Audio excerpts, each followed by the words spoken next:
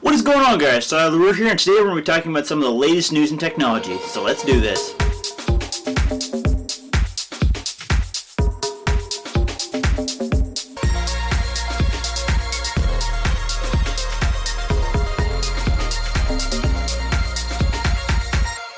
So yeah, guys, I wanted to resurrect an old segment that I hadn't really done in a while, and I wanted to talk about some of the latest news and technology. So let's go over some of the latest things that have been going on in the news of technology, science, etc. So first up, Galaxy Note 7. Now, if you've really been paying any attention to the cell phone or electronics market lately, you've heard about the Samsung Galaxy Note 7. So the Note 7 is basically the bigger brother to the S7. It's their phablet 5.7-inch device with the S Pen. Overall, really fantastic device. The Note 7 got the best reviews of all the Notes to date. Like, it took the regular S7 and made it even bigger on a better screen. But there was one tiny problem. The battery. Not only did it get really hot and charged out as well, it was also prone to catching on fire, melting the phones, and or exploding in a tremendous fashion. Now, this initially started popping up and people thought it was just a rumor or a one-off case, but it started to get worse and worse. People were saying that it was melting their phones, melting their beds, melting their chargers. Like, those phones looked charred really bad. It became such a problem that Samsung took notice and started a recall. So they started shipping out replacement devices. This was supposed to be a new batch that fixed the issue. The problem was the replacement unit started catching on fire. So within about 2 weeks after the replacement units started coming out, 5 known replacement units caught on fire, including one that caught a Southwest Airlines Boeing 737 on fire. They had to evacuate the plane. Fortunately, no major structural damage would happen, but the carpet caught on fire. Like, the phone was off, but it still caught on fire. So Samsung, after taking note of all of this, has finally decided to do a full-out recall. They are recalling every single Note 7 produced, replacement unit or regular unit original. Some people are saying that they have had no problems, but Samsung wants every single unit back. They're going to offer a full refund, or if you go to one of their new phones, they'll pay you back for the old phone plus $100 if you buy a new Samsung product, or $25 off if you buy a competitor's phone. So they're really trying to stop the damage and keep you still buying Samsung products, but this is going to be huge. Not only is Samsung losing probably close to $1 billion in just sales, they're also losing all the money in R&D and all this stuff. They're not going to make this back. This is huge for Samsung. So hopefully they'll be able to produce a Note 8 or a Note 7.2, something that can replace this phone that won't explode, because everywhere else, spec-wise, OS-wise, it was a great device. But an exploding phone with a bad battery is a really big issue. So best of luck, Samsung. Hope you get this fixed. Rest in peace, Samsung Galaxy Note 7. We always remember you for your short life but fiery attitude. Next up, let's talk about Cast 21. What's one of the most annoying things about a cast? Well, it's big, it's bulky, it's thick, and it's hot. Like, it gets hot, your hand gets hot and sweaty underneath it, and then your hand starts to itch, and you get the trapped bacteria of your skin not being able to shed. Like, it's annoying, and you have to have that thing on there for several weeks to a month or more, depending on how bad the break is and how long it needs to set.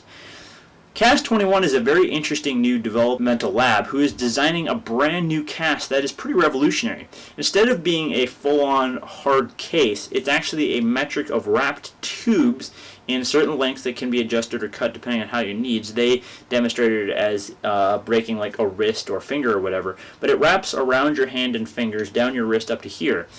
The cool thing is, it's just a series of tubes, silicone tubes that are actually hollow. They're slightly flexible so you can get it on the wrist.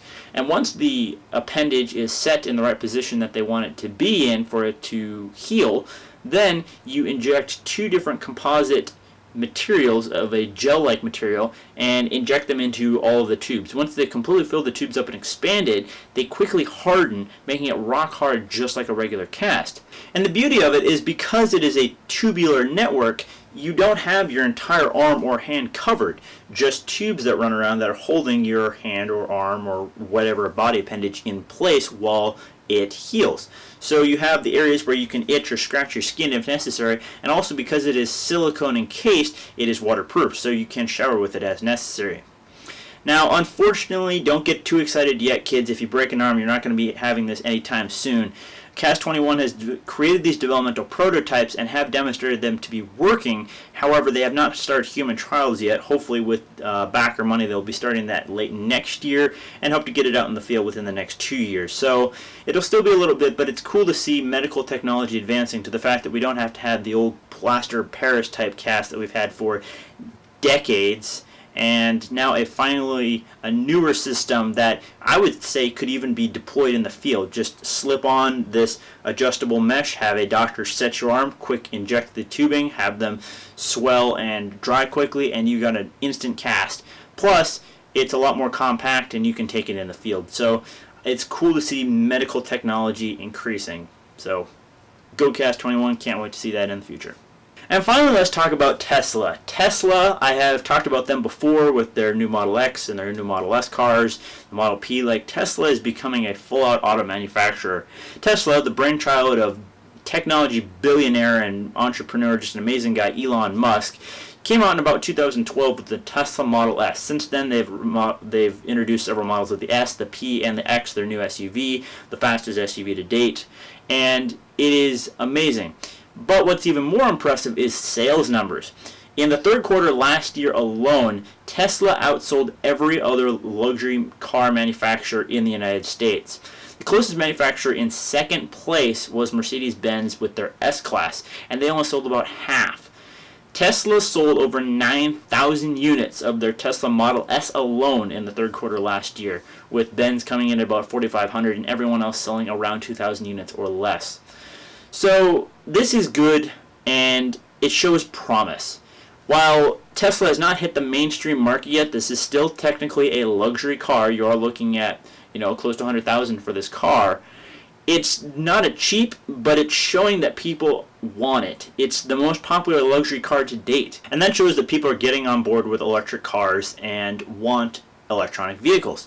And that means that as customer demand increases, the money behind it will go for better development, and eventually you will be driving an electric car. I'm really excited to see a Tesla hit the mainstream. That if they could produce one for $25,000, $30,000, $40,000 in there, that would be incredible. So it's really cool to see Tesla growing and developing like this, and I can't wait to see what the next step is. So good on Tesla. So yeah, guys, that's been some of the latest news in technology, medical, science, and everything else. So I hope you enjoyed the video. I know I haven't done one of these in a while, so let me know in the comment box down below, what did you think about the Tesla Model S being the most popular car manufacturer, the CAS-21 hopefully designing a brand new cast, and the Note 7. Do you have one, or did you have one, or know anyone who did? Anyone who had any battery issues? And what does that make you think about Samsung? Would you ever get a product from them again, or do you think this was just a one-off fluke? Does this make you consider buying anything else? Let me know in the comment box down below. As always, guys, thanks for watching. Remember, you can check out the last episode I did right here and what I talked about right here. Remember, hit that like and subscribe button down below so you miss any of my future episodes of tech news or anything else. Check me out on social media, and I'll see you guys in the next video. Peace!